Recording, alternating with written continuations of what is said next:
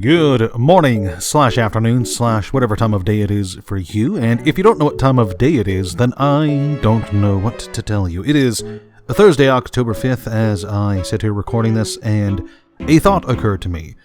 You see, over on my Discord server, and hey, quick aside, you should join the Discord server, we were having a quick conversation about the legendaries, and I made the statement of, there are only 60 legendary creatures in the game that are on the reserved list. Creatures that are never going to be printed again, and I am firmly of the opinion, that every Magic the Gathering player should at least own one of, if not several of, the creatures on that list. But which ones to choose? There's a whole plethora of them, after all, from many of the different colors and color combinations. Each have different kinds of effects, not all of them great, but which ones should you play? So this video is just a quick little ramble rant of mine, where I go over the top 10 legendary reserved list creatures. And now, of course, before we begin, I have to say this is just my opinion. This top 10 list is not based on anything related to power or viability in an actual game of Magic the Gathering. These are just the 10 legendary reserved list cards that I think are the coolest in some way or another. Now, with that little disclaimer out of the way, let us begin with number 10. And here we have what I believe is the weakest card on this list, but still a very awesome card, and that is Quesa from Alliances. And she is a 2/3 legendary elf druid who costs 3 generic mana and 2 green mana, and her ability is simple. All green creatures you control get +1/+1. Now, Quesa is not the end-all be-all of legendary green creatures. In fact, there is a far better legendary green elf on this list. We'll be getting to him in just a bit, but I just think that this is a really neat ability. It's a nice buff to all of your green creatures. It's got fantastic Rebecca Gwei art. Quesa herself is kind of an important character in the older lore. She doesn't really feature prominently in anything, really, but I just like it. I like the art, I like the card, and I like the effect. And moving on.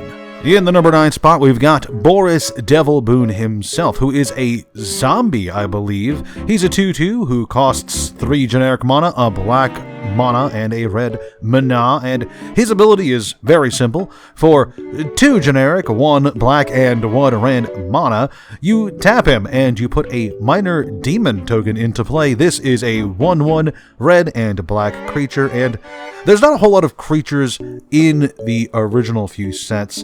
Alpha, Beta, Unlimited, The Dark, Arabian Nights, Antiquities, and Legends that create tokens. There's just not a lot of cards in general that created tokens in these very first few sets, and I think that slapping that effect onto a legendary creature in one of the earliest sets is just really nice. Sure, he's not very powerful. In fact, a 2/2 for 5 mana is kind of a joke. Actually, not even kind of, just full-on actually a joke. But it's a neat effect. It's got weird, freaky art there. If I do recall correctly, he is in fact a zombie. And yeah, it's just a cool card. We're going to move on now. My number 8 pick is Rea the Falconer from Homelands, a legendary human who has 2 power, 2 toughness, and costs a generic mana and 2 white mana. And unlike number 10 and 9 on this list, Rea the Falconer doesn't just have a generic effect. You see, for Boris Devil Boon and Quesa, you can just kind of slap them into any deck that fits those colors and work with it. But Rea here, she has an effect that kind of guides your deck building plan. You see, all falcons get +1/+1, and for 1 and a white, target falcon gains banding until end of turn. Now, this effect has been errated since the original printing of this card, and she affects all birds now, not just falcons. And this is an effect that really kind of guides you, the deck builder, in what it is you want to include in this deck. Rea is an excellent bird tribal legendary commander. She gives all of your birds +1/+1, and she lets one of your birds gain banding until the end of turn. And it's not just a once per turn ability. That ability is not a tap effect. You can, as long as you have all the mana you need, you can give as many birds banding as you want. Not that you'd like to, because banding is quite the effect, and I think just applying it to one bird is more than enough to annoy, confuse, and kill an opponent. Moving on. Also from Homelands, my number 7 pick is Rea Wizard Savant, who costs 2 generic, 2 blue, and is a 0/1 legendary dwarf. Her ability is simple, and yes, it's a her. Tap, Rea deals 2 damage to target creature or player and does not untap during your next untap phase. Now this might seem like a weird effect for a blue creature to have. Dealing damage isn't really in blue's powerhouse, you might say, but you would be wrong. There is a slew of blue creatures printed throughout the game's history that tap to deal damage either directly or indirectly by killing a creature.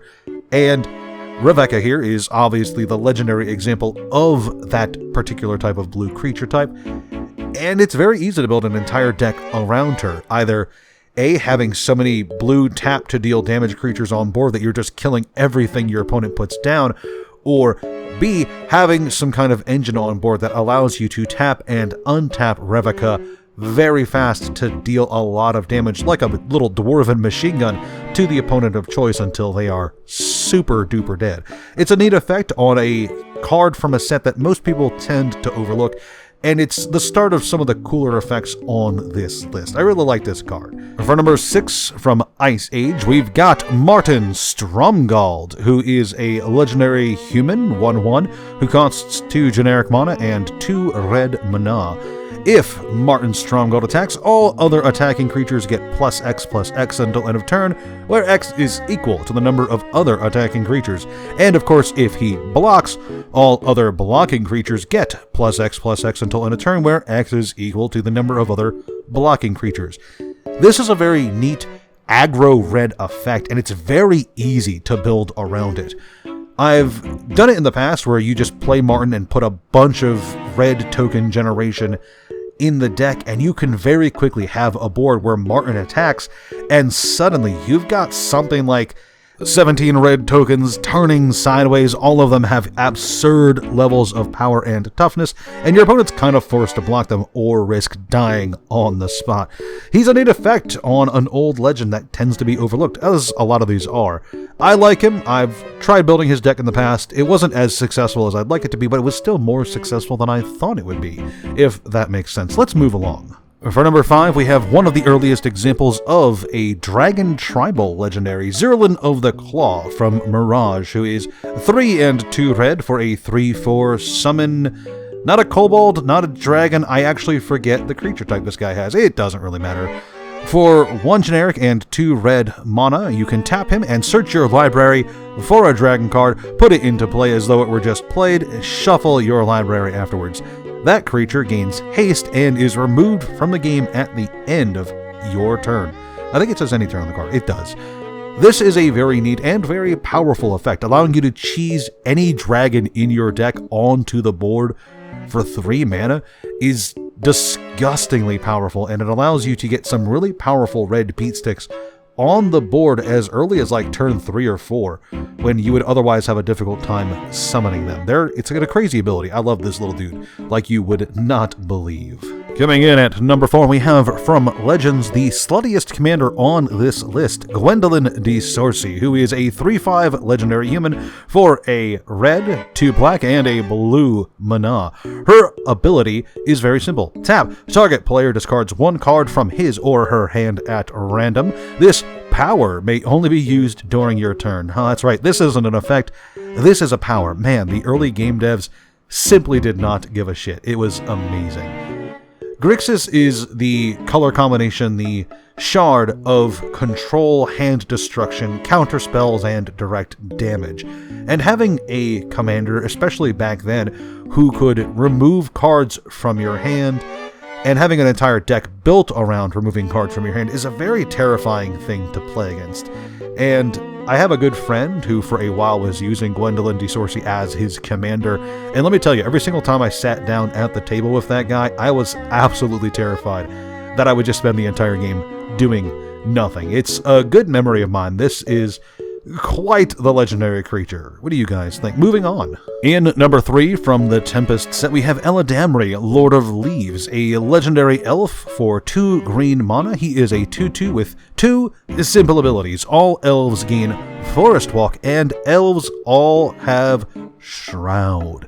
This is a very powerful elf commander, one of the stronger ones in my personal opinion. Giving all of your elves Forest Walk combos very well with that Yavimaya card that turns all lands into forests, and making it so none of the elves can be targeted by any spells or abilities gives your board a lot of staying power and prevents Eldam himself from being vaporized by any of your opponent's choice kill spells. It's a very fun ability on a very powerful commander.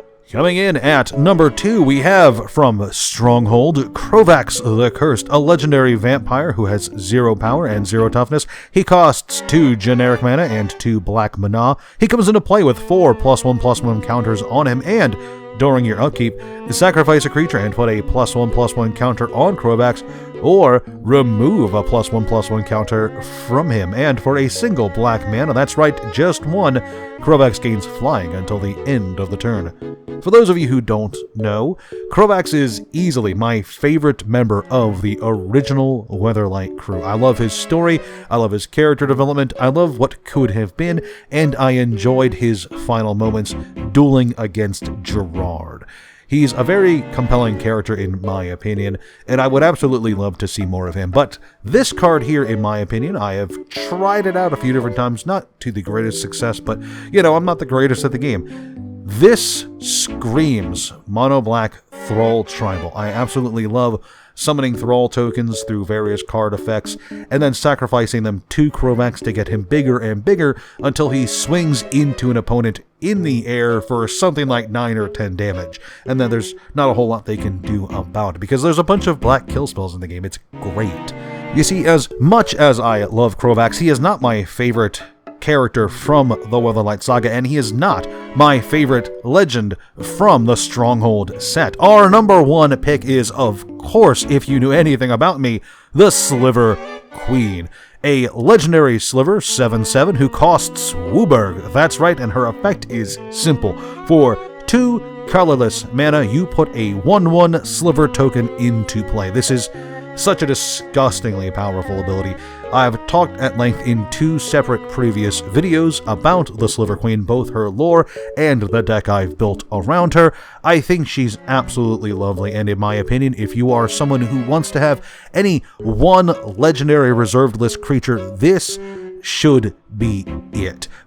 But what do you guys think? There was a bunch of legendary creatures I just went over, and of course, there's 60 total. 60 legendary reserved list commanders. Which one would you prefer to build a deck around? Let me know in the comments section below. Subscribe, like, comment, all that jazz. I'll see you guys in whatever I decide to do next. Ciao!